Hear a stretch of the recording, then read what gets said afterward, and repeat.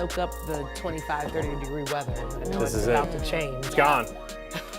I can go one day without gloves. Anytime I see him with a real jacket on, I know it's about to get Not the cold. biggest one yet. Not the biggest one. Hey, thank you so much for joining us for KARE 11 News at noon. It is our last noon show of the year. Can you believe it? No. Went by fast. Oh, What man, happened? this has been a heck of a year. But you know, we have all of your New Year's Eve plans covered and what you can expect also from the state legislature in 2025. Plus, Cece, we have another warning about unsafe ice conditions. We do.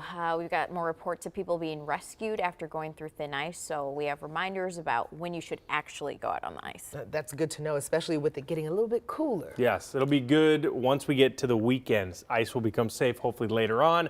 That's why I haven't gone yet. Again, I knew this last week was going to be dicey out there. Temperatures 29. You know, this helps a little bit on the ice, but you really got to cool it down. Don't worry, it's coming. But one good thing is we can actually see the skyline. It works today. There's no fog out there. That's the story today. I really think that we broke the streak of one of the top 10 most foggy stretches we've seen in 80 years. So that is remarkable. See, that's what happens when you warm up at this time of the year. Minnesota punishes you, I guess. You're supposed to be cold. Winds, that's what saved us here. 15 to 20 mile per hour wind out of the north. North winds are dry. Also, fog can't set up when there's a breeze right now. And we're continuing that through the afternoon. Now, temperatures are dipping a little bit. We're in the 20s. Again, still technically above average. Average highs about middle 20s now as we head into January. We'll continue to drop to the low 20s by the next week. And temperatures are going to be falling right along with that. All right, now tonight I know everybody's going to be out there. There's midnight ringing in the new year, but the evening's obviously important. Going downtown, going to the nice fancy restaurant, whatever you're doing. Travel looks great. Temperatures in the 20s, so a little bit colder than it's been, so grab your coat. We'll take a look at that 7-day in a bit. John, thank you. And after days of warmer temperatures and rain, a lot of ice on Minnesota lakes has melted and conditions are now uncertain. Even as we near January, we're still hearing stories of people falling into frigid waters. Cece, I know that this has been something we've seen in the past few days. We have. It's been super active out there. I mean, there have been quite a few situations recently where vehicles, even people, have fallen through the ice. Just last night, a UTV went through the ice on Lake Kabetogama, that's inside Voyageurs National Park. The 64-year-old driver was partially submerged while still inside of the UTV, but was able to get out through the removable windshield. He was then rescued and escaped with only minor injuries. And then you see here over the weekend, multiple cars had to be pulled out of local lakes. The Becker County Sheriff sharing this photo from Big Detroit. Meanwhile, we're told 4 vehicles fell through Buffalo Lake. And taking a look at what the DNR says, if there's less than 4 inches of clear ice, stay off. It should be 5 to 7 inches thick for a snowmobile and at least a foot thick for your average car, and even thicker if you're driving a truck. If you're setting up your ice house, the DNR recommends the ice be 20 inches thick. Officials adding ice is never 100% safe. And keep in mind, like we've mentioned, I mean, we've had really mild temps and rain recently, so that's affected ice conditions. So just check things out before you head out. Coming up in 30 minutes, we'll tell you about another ice rescue that's making headlines. Bystanders jump into action down in Rochester to save someone who fell through the ice. Cece, thank you. And we're also headed into the new year with the balance of power at the state capitol still undecided. There's a few reasons why. Audrey Russo takes us through what's at stake for the legislature in 2025. 2 special elections at the end of January could bring a little bit more clarity to a question that's normally answered by Election Day. What will the balance of power be here in St. Paul? In the Senate, the two-party split is 33-33 right now after DFL Senator Kerry Dietzich died on Friday. In the House, Republicans have a 1-seat edge after a judge ruled DFL candidate Curtis Johnson didn't meet proper residency requirements. Now, the DFL is favored to win both special elections, but the questions won't necessarily stop there. Courts haven't decided on a Republican challenge over missing ballots in a Shakopee House race. Plus, Senator Nicole Mitchell's burglary case is still ongoing. Former lawmakers are weighing in on just how complicated the situations become before the session's even begun. This is unquestionably going to be the wildest start to legislative session, probably in the history of Minnesota, certainly in my lifetime. Session starts January 14th. So we go into session with no real ability to elect leadership. And new lawmakers have a lot on their plate. Since it's an odd year, they must craft the next 2-year budget for the state. The tied Senate won't be able to elect committee leaders, so no committees means no bills can move forward. In the House, Republican leaders say they'll operate with an organizational majority and try to elect a speaker. DFL leader Melissa Hortman is pushing back on that, telling KARE 11 that, quote, the only appropriate path forward is for Democrats and Republicans to work together under a power-sharing agreement. Now, even if the DFL wins the special election at the end of January and brings the House to a 67-67 tie, they'll still need one more vote in order to oust a Republican leader. And with margins this slim in both chambers, there's going to have to be a lot of cooperation if they want to get anything past this session. Back to you.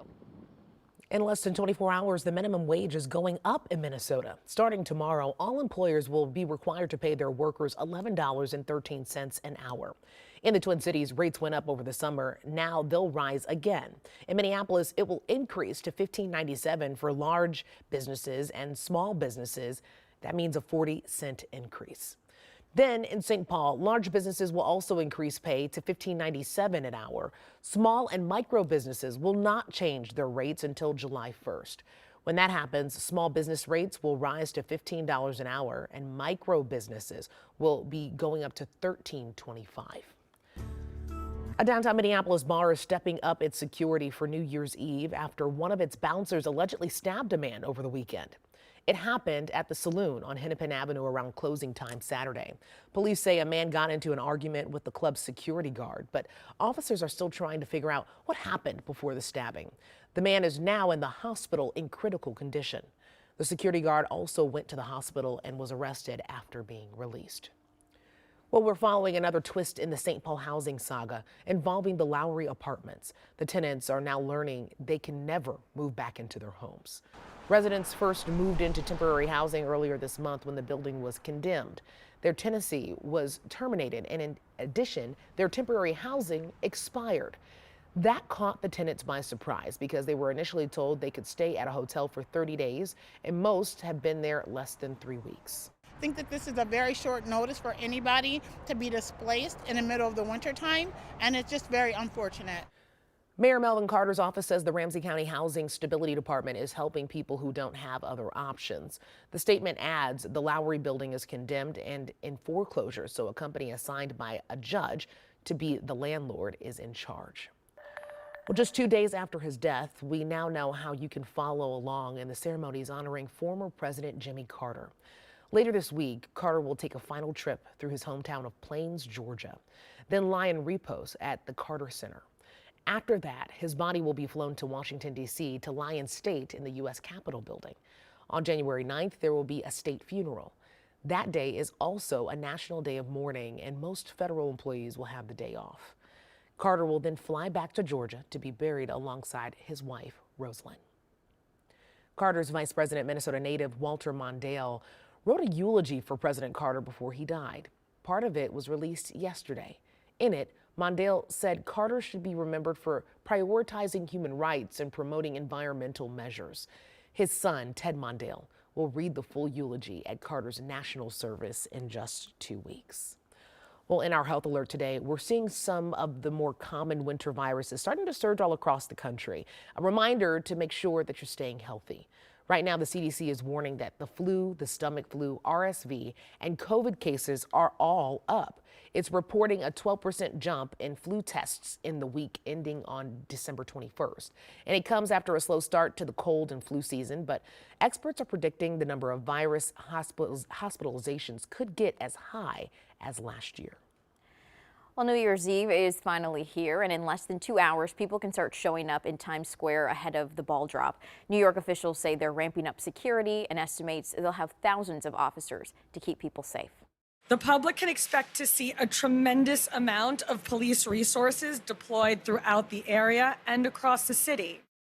For major threats to small-scale crimes, the police commissioner says the department is ready to respond. All spectators will have to go through security screening, and they're not allowed to bring items like backpacks, coolers, chairs, alcohol, or umbrellas.